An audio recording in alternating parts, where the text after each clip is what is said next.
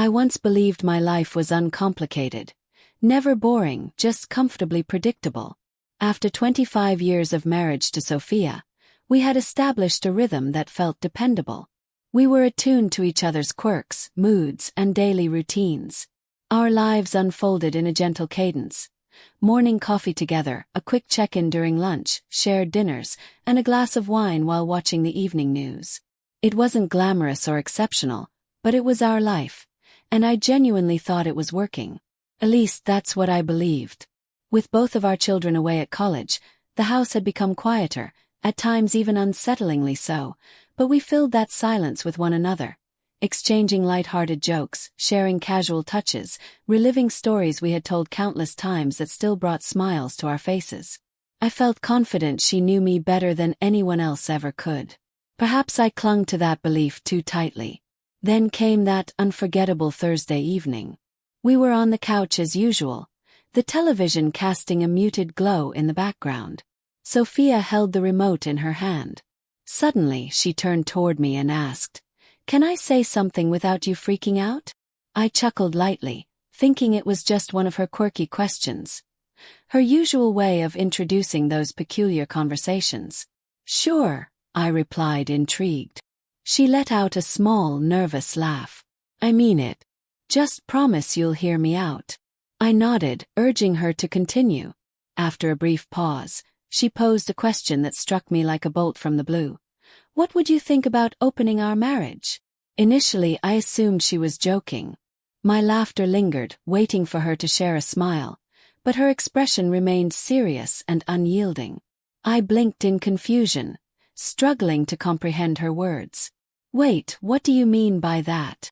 She adjusted her position on the couch, turning to face me more directly, folding her arms as if to brace herself.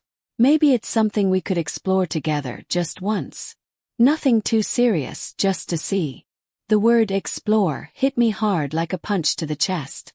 "You're serious?" I managed to ask, fighting to keep my voice steady.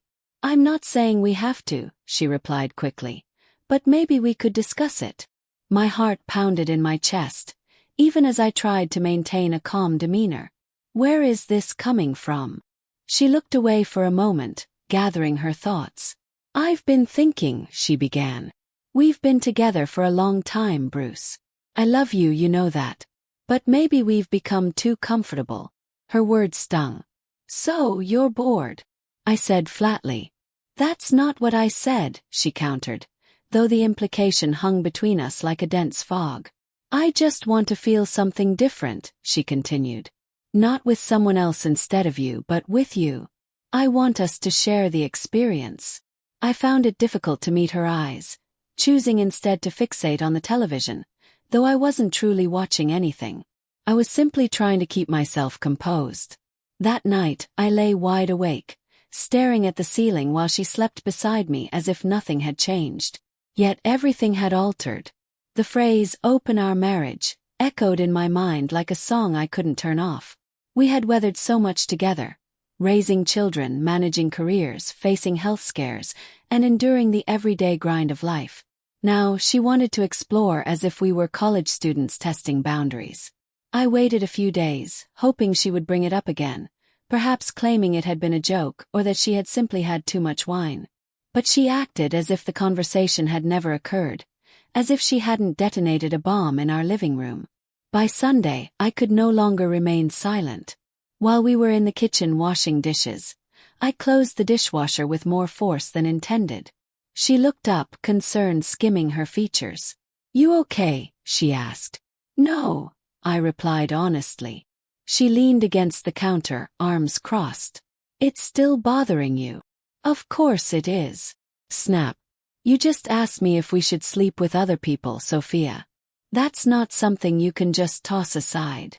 "It was just an idea," she said defensively.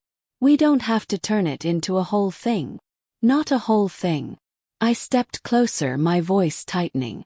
"You suggested inviting someone else into our marriage after 25 years. That's not a passing thought, Sophia. That's an earthquake." Her eyes narrowed slightly. "You're being dramatic." "No," I insisted, striving to remain calm. "I'm being honest. You want me to be okay with watching you with someone else? Or worse, pretending I'm okay with it? That's not what I meant. You said we could experience it together. What does that even mean? She hesitated. People do it, Bruce. It's not the end of the world. For me, it is. When she looked at me then, I saw a look on her face I hadn't recognized in years. What she said next sent chills down my spine. You're just afraid of change. In that moment, I realized something inside her had shifted. Or perhaps it had been shifting for quite some time and I had been too oblivious to notice.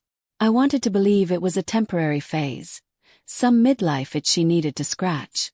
But after that discussion, everything felt different. Her phone buzzed more frequently. She started putting extra effort into her appearance, dressing up for simple errands, wearing perfume, and styling her hair. She returned from the gym looking just as fresh as when she left. Then there was that smile, the kind you don't share with everyone, the kind that signifies a secret. I didn't go looking for it. Honestly, I didn't. But one night, she fell asleep on the couch, her laptop still open beside her. Her account was logged in. No real name, just an anonymous icon and a username that included our wedding date. Curiosity creaked open the door. I clicked on swinger forums, private chat rooms, posts about partner swaps and exclusive events. Then I saw the messages. Blunt, graphic, unapologetic. And there it was. See you Saturday night. Excited to finally meet in person. Saturday 2 days away. She had already put it on the calendar, and I hadn't been informed. That Saturday night, I found myself in the kitchen nursing a drink, battling my racing thoughts. She entered wearing a red dress I hadn't seen in years, her hair styled, nails immaculate, and her skin glowing with anticipation. She looked stunning, yet utterly unreachable. Leaning against the counter, she smiled and said, "I wanted to talk to you about something." I braced myself. There's a get-together tonight. A private event for couples who are more open-minded. Kept my voice steady. What kind of get-together? It's a swinger party, she said with a soft grin. I blinked, feigning confusion, as if I hadn't just read every detail 2 nights prior. Wait, what? She repeated casually, as if discussing a neighborhood barbecue. I was going to bring it up sooner. I thought maybe I could invite you. I'd love to see you with someone else. Clenched my jaw. And you already RSVP'd, didn't you? She sighed, folding her arms. Because I knew exactly how you'd react. You're damn right, I retorted.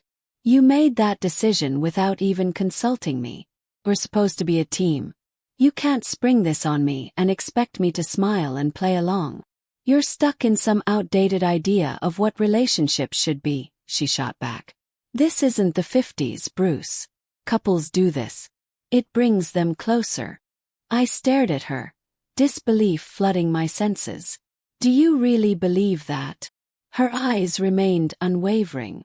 Yes, I want to try it with you. The silence stretched between us, thick and suffocating.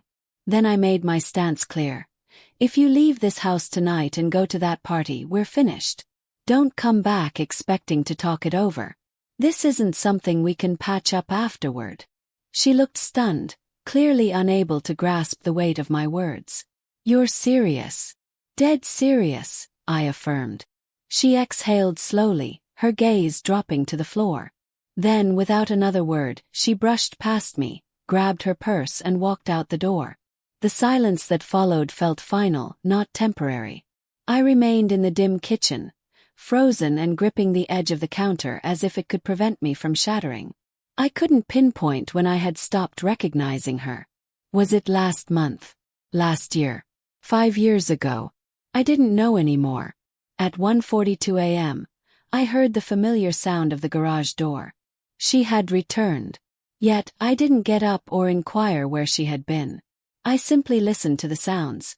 The clicking of her heels on the floor, the clatter of keys dropping into the bowl by the door, the fridge door creaking open, then shutting. She poured herself a drink, and then silence enveloped the room. She walked past the living room as if she had simply returned from the grocery store. "You're still up?" she asked in a casual, unbothered tone. I remained silent. She lingered for a moment before letting out a soft, annoyed breath, as if I were the unreasonable one. Then she turned down the hallway toward our bedroom. I didn't move, unable to sleep. My body was still, but my mind replayed everything. Eventually, I picked up my phone, not searching for answers but merely seeking distraction. Out of habit, I opened the gallery, scrolling through old pictures. Just us, the kids when they were young, birthdays, trips to the coast, that dinner in Rome when everything felt right, when we still felt whole. Then I stumbled upon a video, unmarked, just a timestamp from 2 hours prior. My heart sank. The phone had auto-synced to the cloud, and she had forgotten we were still connected. The preview was enough to tell me everything. A dim hotel room, red lighting, a half-empty wine bottle. Her arm adorned with the bracelet I had given her for our 15th anniversary. Something twisted in my gut. Press play. Her face filled the screen. Laughing, tipsy, radiant. "Record this for me," she told someone off camera, giggling.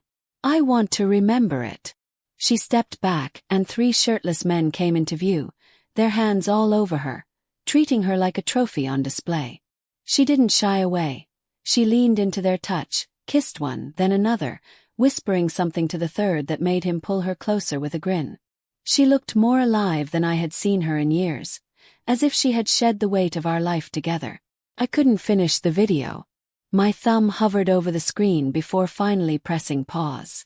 The image froze, her face mid-laugh, hands roaming, bodies intertwined.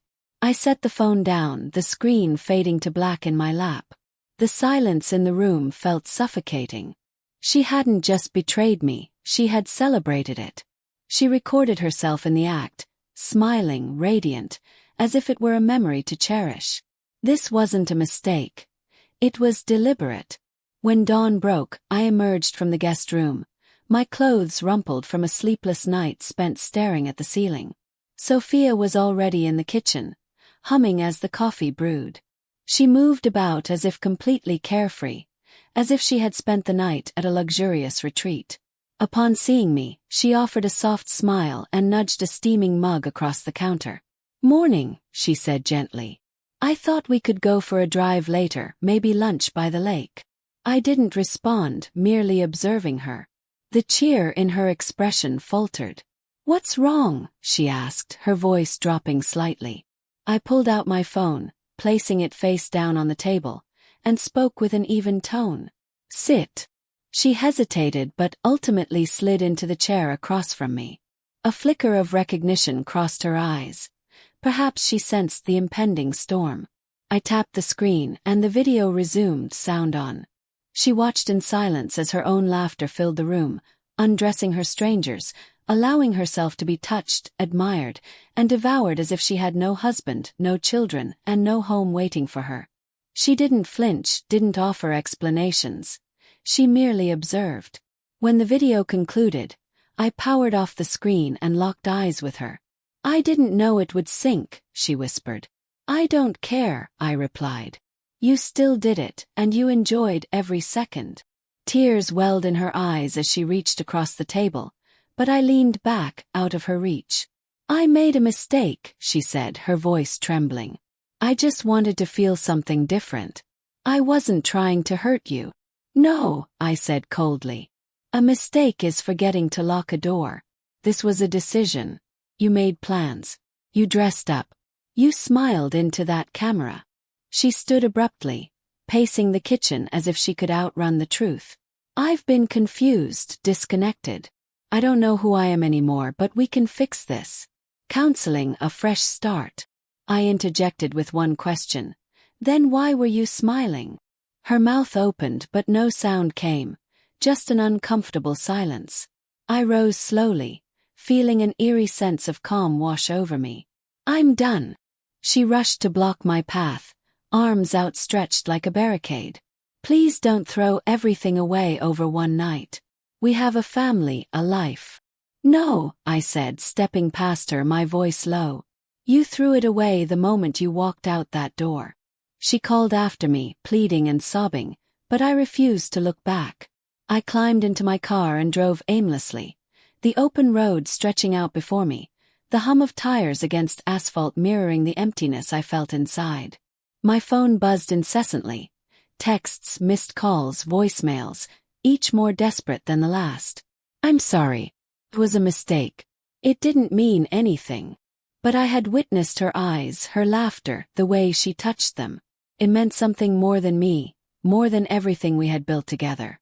Around 3 a.m., I parked near the old park where we used to bring the kids. I sat there in silence, headlights off, watching the streetlights sway in the breeze like ghosts. Then I picked up my phone and sent my final message. There's nothing left to discuss. I'll be filing in the morning. I blocked her number, and for the first time in years, I felt a sense of relief, as though I had resurfaced after being submerged for far too long. The next morning I followed through, walking into my lawyer's office with a flash drive in hand. That video spoke volumes more than I ever could. This wasn't about revenge. I simply wanted to be free. I cancelled every shared bank card, changed the locks, and placed a box of her belongings by the door. Later she returned home, saw the suitcases lined up, a quiet farewell. Without a word, she picked them up one by one and vanished. I told the kids we would talk when they were ready. I informed my sister and confided in Marcus, my best friend.